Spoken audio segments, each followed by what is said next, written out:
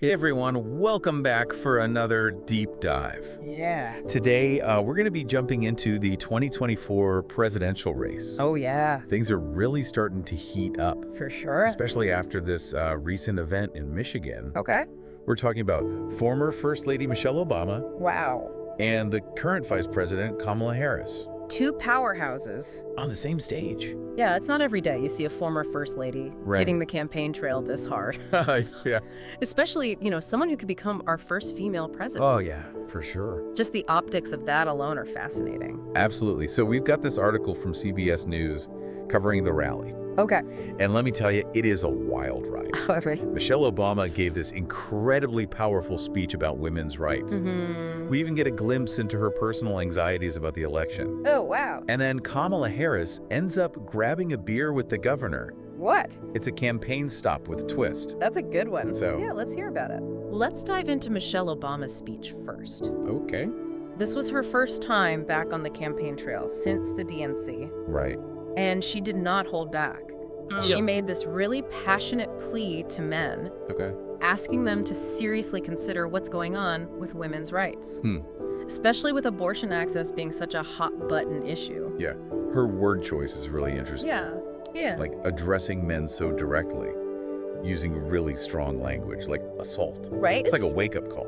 Yeah, totally. Making them confront what's at stake if they don't vote. For sure. It's a big deal. And she even said this quote, "If we don't get this election right, your wife, your daughter, your mother, we as women will become collateral damage to your rage." Whoa! Heavy stuff. It's powerful. Yeah, and it directly links the election outcome Right. to the safety and well-being of women. And you have to remember, this election is happening Yeah, against a backdrop of just incredibly heated debates about reproductive rights. exactly. So Michelle Obama's message is tapping right into that emotional core.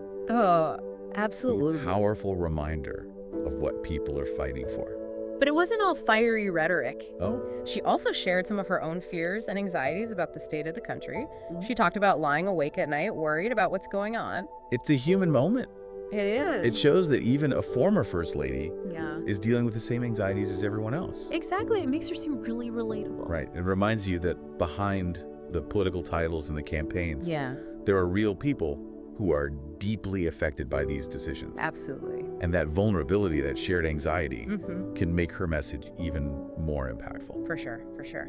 Okay, so let's shift gears to Kamala Harris now. Okay. She appeared at this rally really focusing on connecting with voters, Okay. promising to put their interests first. Hmm. But then she goes on to accuse Trump of being completely self-centered, saying his leadership is all about ego and not about actual concern for people. Okay. It feels like she's setting up a clear contrast here. Yeah, you hit the nail on the head. Okay. It's classic, highlighting your strengths by juxtaposing them with your opponent's perceived weaknesses. Yeah. It's all about positioning herself as the more empathetic candidate, Okay. the one who understands what everyday Americans are going through. The relatable one. Exactly. Okay, so here's where it gets really interesting. Okay. After the rally, Harris, along with Michigan Governor Gretchen Whitmer, Right. decide to make a surprise visit to a local bar. No way. They even grabbed a locally brewed beer. Wow. It's this super casual moment that just screams relatable. Don't let that casual vibe fool you, though. Okay. This is calculated. Right. In today's world, it's all about connecting with voters in a way that feels authentic. Yes. You see politicians all over the world using tactics like this, Totally. especially when trying to reach younger voters. Sipping a local brew? Yeah. Way more relatable than giving a stuffy speech Oh, for sure. from behind a podium. Right. It's like, hey, I'm just like you. I enjoy a cold one after a long day. Exactly. Okay, but before she hit the bar, Harris also made a point of visiting a doctor's office. Oh, interesting. The purpose. To talk about the very real impact of abortion restrictions. Okay. This visit wasn't just about the women seeking health care. Right. It was about shining a light on the challenges that medical professionals face. That's smart. Yeah. By highlighting the impact on doctors. She's bringing this issue home for a lot of people. Mm-hmm. It becomes less about abstract political debate Yeah. and more about people's lives and livelihood. Absolutely. It's real. Yeah, it's a reminder that these political decisions have real-world consequences, Oh, yeah, for sure. Not just for patients, but for the doctors on the front lines. Absolutely. And speaking of bringing things home, Yeah. this whole event also brought the power of celebrity endorsements into the spotlight. Totally. Harris has been pulling out all the stops As you- from appearing with Beyonce in Houston to sharing the stage with Barack Obama and Bruce Springsteen in Atlanta. So it raises the question, Yeah. do these celebrity endorsements actually sway voters? Right. Star power can definitely generate buzz, Oh, yeah. but does it actually translate into votes? Right. Like, remember back in 2016 when Hillary Clinton had all those A-list celebs backing her? I do. Didn't guarantee her a win. It's true. It seems like Trump is pretty dismissive of Harris's celebrity-studded events, too. Yeah, it's fascinating to see how each campaign is approaching this. Mm-hmm. One embracing the celebrity factor, the other downplaying it. It tells you a lot about their strategies for connecting with voters. Another key takeaway from this rally Right. is the emphasis on early voting. Oh, right. It actually kicked off in Michigan on the same day as this event. Gotcha. And get this, Okay. over 1.4 million ballots have already been submitted. Whoa, those are some eye-popping numbers. That's huge. A high voter turnout often benefits the challenger. Right. So this could be a good sign for the Harris campaign. Maybe so. But more than that, Yeah. it just tells you that voters are fired up. Oh, yeah. This election has people on the edge of their seats. For sure, thinking back to Michelle Obama's speech, Yeah. it's interesting to see how her approach has evolved. How so? In 2016, she was all about, when they go low, we go high. Right. But this time around, she was way more direct in her criticism of Trump. Yeah, remember her speech at the DNC? Yes. She called out his ugly, misogynistic, racist lies. It was a totally different vibe.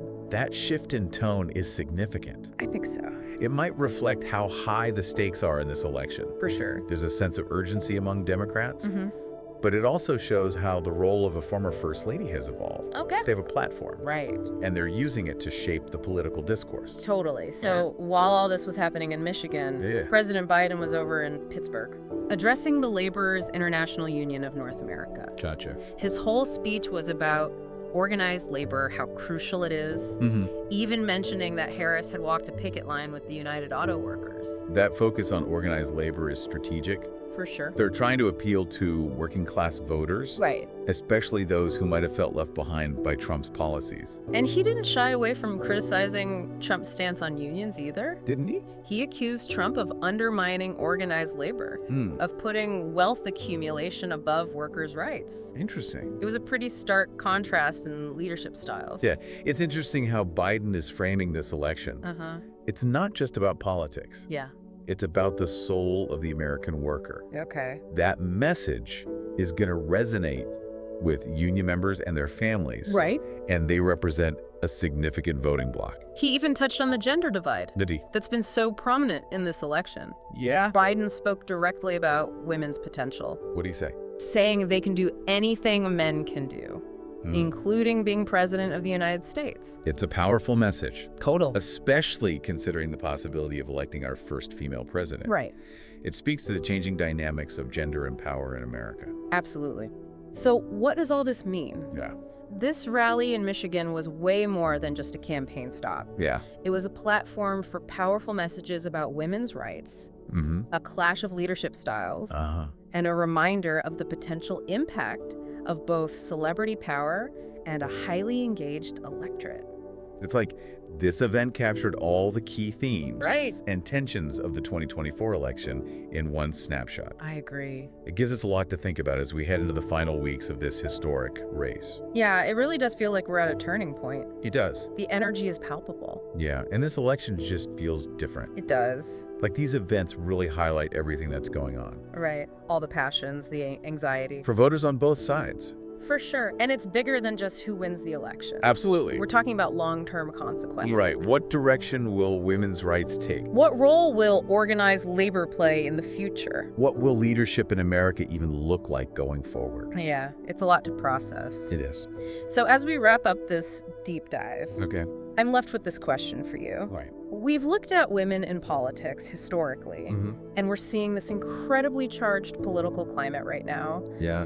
Given all that, how might this rally, with all its powerful messages and celebrity appearances, actually influence the outcome of this election. Well, that's the million-dollar question. Right. Will voters be moved by Michelle Obama's heartfelt plea? Will they connect with Kamala Harris on a personal level and be swayed by her approach? And will all that star power actually translate into votes? Exactly. We can analyze and speculate all we want. But ultimately, it's up to the American people to decide. Only time will tell. Yeah. But one thing's for sure, this race is far from over.